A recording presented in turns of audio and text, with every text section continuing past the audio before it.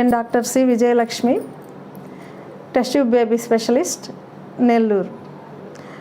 నేను నా ఫ్రెండ్స్ కలిసి సంతానలేమి గురించి తెలుగులో సామాన్య ప్రజలకి సులభంగా అర్థమయ్యే రీతిలో కొన్ని వీడియోలు చేయదలిచామండి. అందులో సంతానలేమి గురించి అవగాహన, దాని ట్రీట్మెంట్కి సంబంధించిన సూచనలు, సలహాలు ఇవ్వబడతాయి.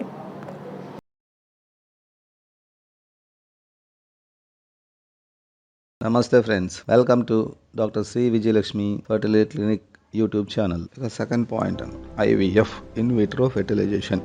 ఇది స్వయంవరం లాగనమాట.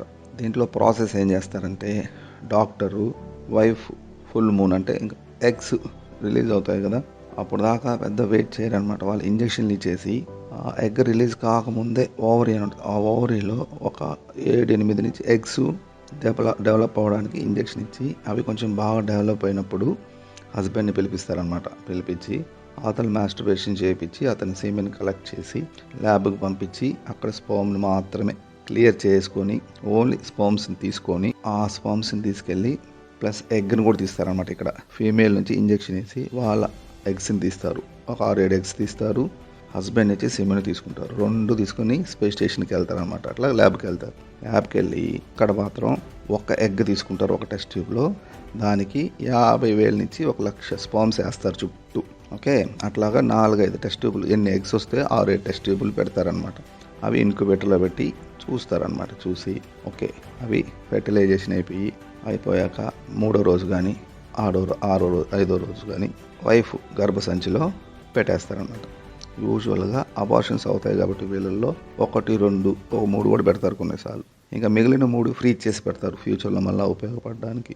ఓకే, ఈ 1, 2, 3 పెట్టినప్పుడు ఏదైనా ఒకటైనా గర్భసంచి అతుక్కొని పిండంగా మారి డెవలప్ అవ్వాలనుకుంటారు.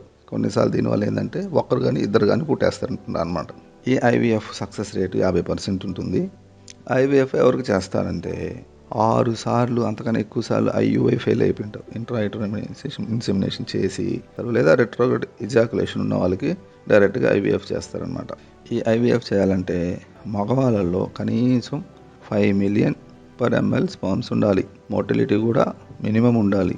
4% మంచి స్పర్మ్స్ ఉండాలి షేప్లో. ఇన్ఫెక్షన్ ఉండకూడదు. సిమెన్ వాల్యూమ్ కూడా 0.5 ml మినిమం, అంతకన్నా ఎక్కువ ఉండాలి.